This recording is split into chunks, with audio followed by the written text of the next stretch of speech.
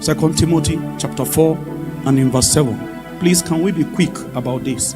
Everybody, let's read together at the count of 2. 1, 2, go. I have fought a good fight. I have finished my course. I have kept the faith. Say it one more time and say it to yourself this time. 1, 2, go.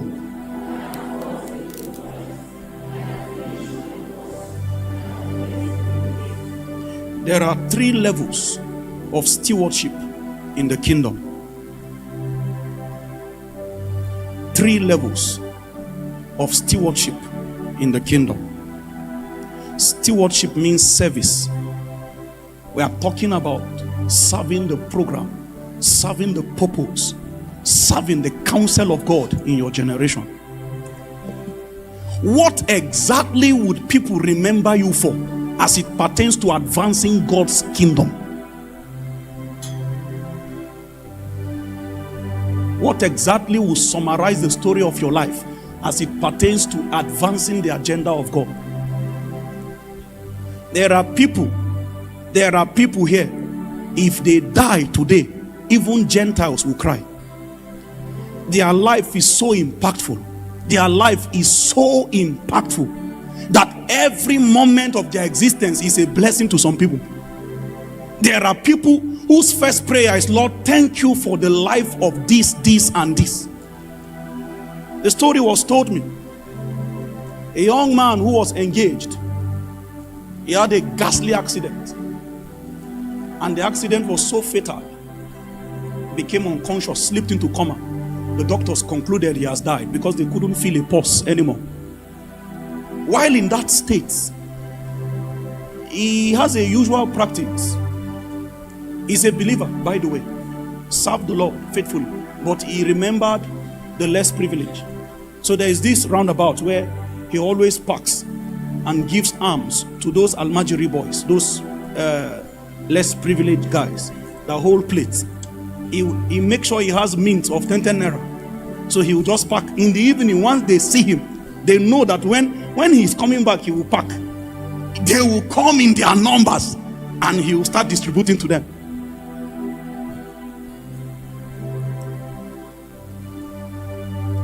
When he had a fatal accident, nobody was there.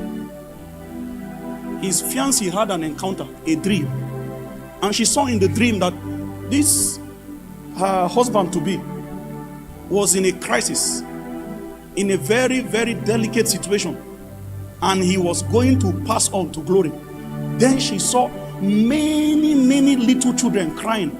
And they were speaking a language she was not so familiar with. Hausa, that's the language they were speaking in the encounter. And they were hitting their plates on the ground, chanting only one thing: God, if you carry this one, who will feed us? She was not aware that an accident has happened. She only saw an encounter. Now calling to share the encounter, to realize now that this person is actually in coma.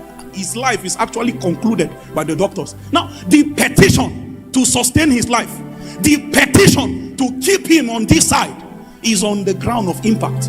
It is voices of good deeds that were crying. Do you remember Dorcas? Many people have died in the Bible. Many people have died and they buried them one hand. Good people died, they buried them.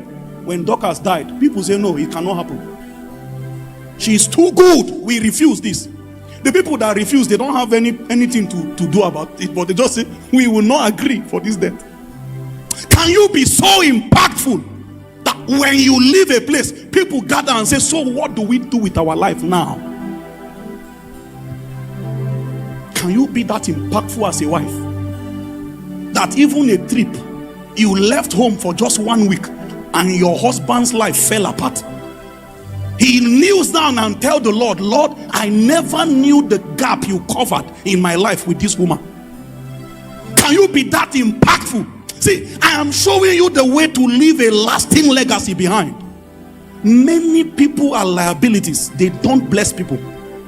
Everybody they meet have a very, very negative perception of them. Lord, if you carry this one, who would feed us? Now, when I heard the story, I wanted to be sure so that I don't end up narrating funny discussions that are not consistent. So I inquired. I know in your mind you think that you are called to be a blessing to the church. That's why your plan is to go and buy a mic.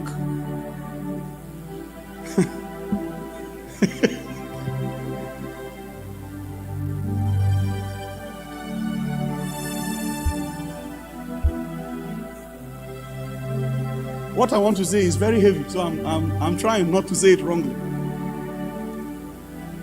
The least place to be impactful is the pulpit. Your stage is the world. If everybody start looking at the pulpit that I want to bless my generation, most of the times the weight of your witness as a believer is to the world. Those of us who are doing this work, we are here to mature the saints.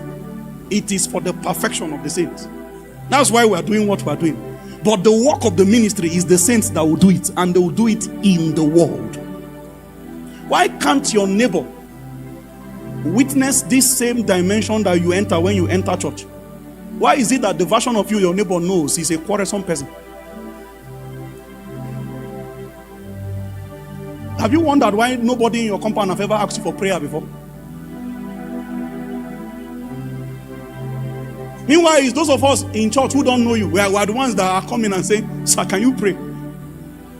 If I come to visit some of you in your house now and I ask your neighbor, "Please, I'm looking for Pastor," they will first laugh first. "Hey, wonder shall never end." Eh? When they call you and you are coming out, they'll not be looking like you. Because your fruits are not consistent. No impact.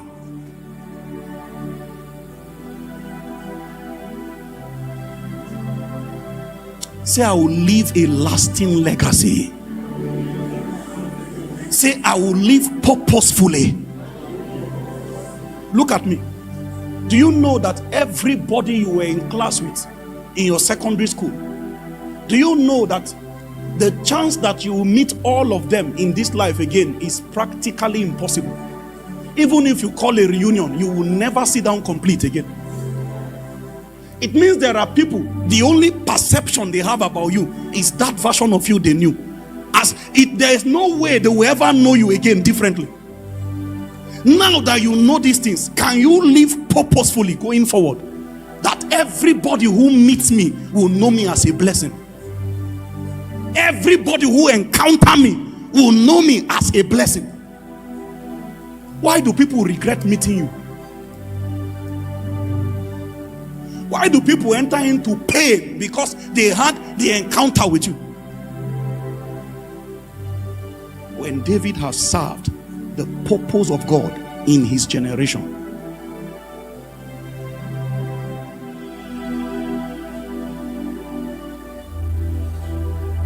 if you are not careful, after a while, you will find out that everything we live for and everything that forms the basis of our pursuit, they will be the same things that the Gentiles are living for. There is no eternal consciousness. He says, teach us to number our days so that we may incline our hearts unto wisdom. There is a site I have seen while I'm trying to establish this foundation. I hope to share it with you and maybe it will bless you. I want you to journey with me. Peradventure you have not seen it. Journey with me in your imaginations. Imagine a sick man, terminally ill on a dying bed. Tell me the things that will be important to him in that state. Will it be a house? Will he be actually trying to inquire whether they have finished the roofing? Will it be a relationship? Will he be asking that they should help him go and ask that girl whether she will say yes or not? Whatever is important to a dying man is the reason to live in the first place. anything that becomes the real important things to that person on that dying bed, that is what his whole life should have made a priority in the first place. The trick is that we come into renaissance, we come into consciousness at the void, that moment, that verge of exiting this reality. That's when the scale falls and we now put things in their rightful place. However, tonight I am hoping that even though we are still here, we can put things in their rightful places and God can sit chiefest among them all. Can we put our heads in the place of prayer and cry to the Lord for just a minute? Dethrone every idol, every high thing. Pull down everything that seeks to consume my obsession, that seeks to dominate my will. Dethrone.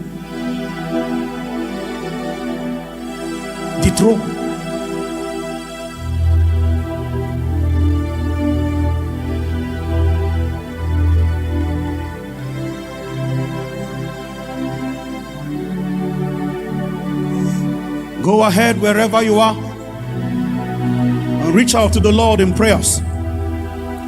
Dethrone every imagination, every high thing.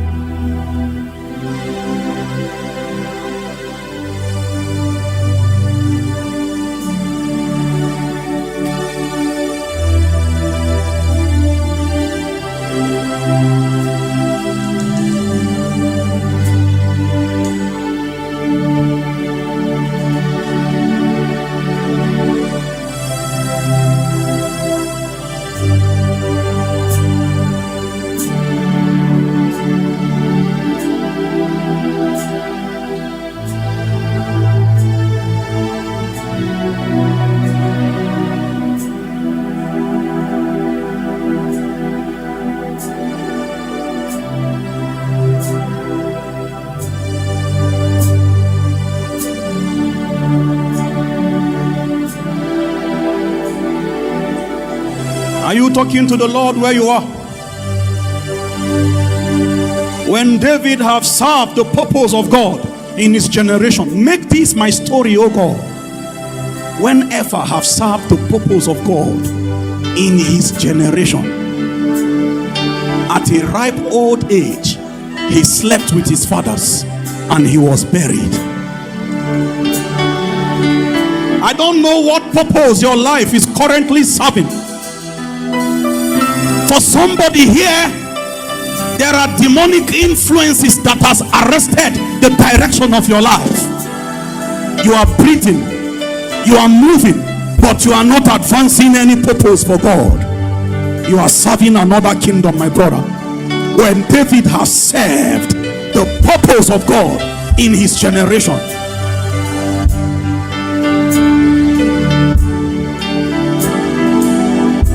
in life or in death, I am yours. I would waste upon your altar, I would waste following you. At the end, that's all the world would say of me.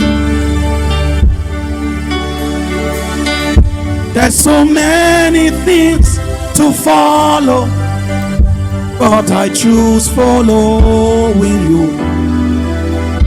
In life or in death, I am yours. I would waste upon your altar, I would waste following you. At the end, that's all the world would say of me. There's so many things to follow, but I live following you. In life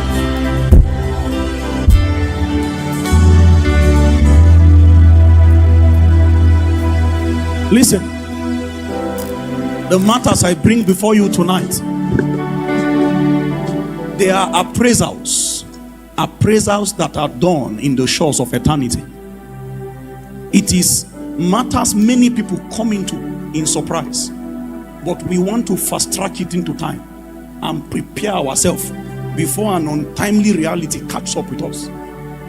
If your life is not advancing the government of God, you cannot be in between. The moment you are not actually living deliberately advancing the government of God, that indifferent posture you sustain is advancing the counsel of Satan. There is no in between. You are either standing for God, who is on the Lord's side. They didn't ask for the other side. As long as you are not numbered on his side, you are not with him. You don't need to say, Satan, I embrace you. The moment you have not been enlisted to the army of the Lord, you fight for another flag. But all men are advancing something. All men are brutal. All men are loyalists. The only challenge is that you are not loyal to God. Since God does not have your loyalty, another kingdom has it.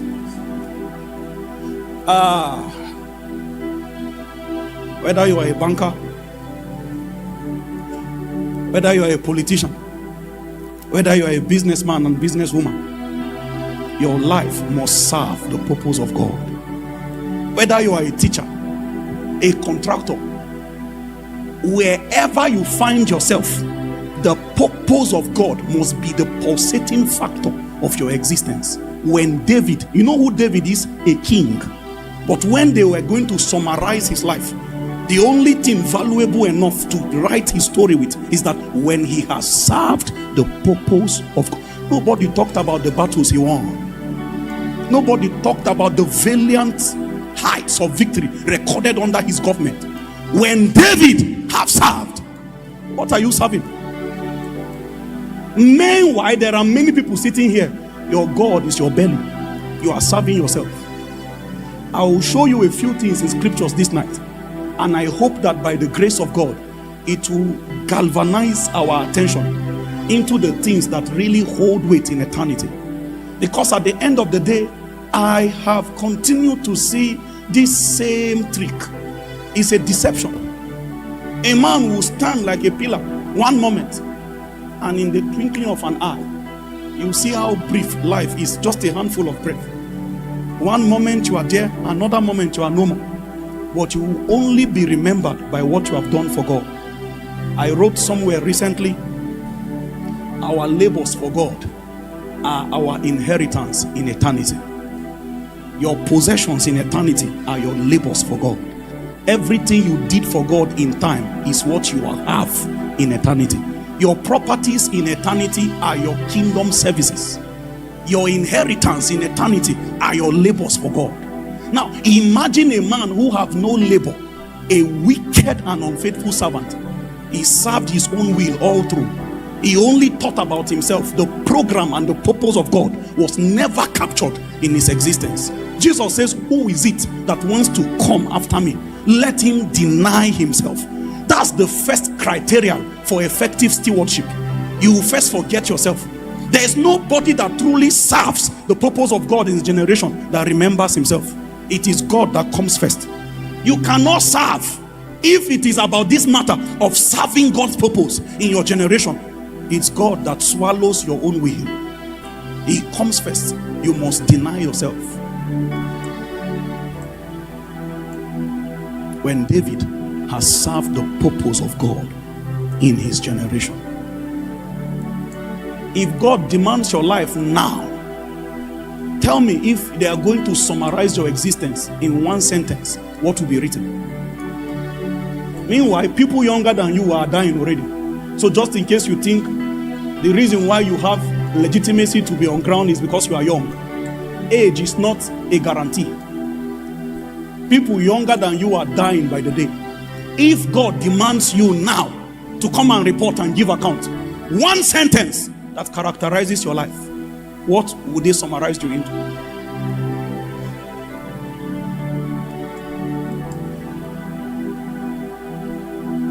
Through the waters I would go, if it leads me to you.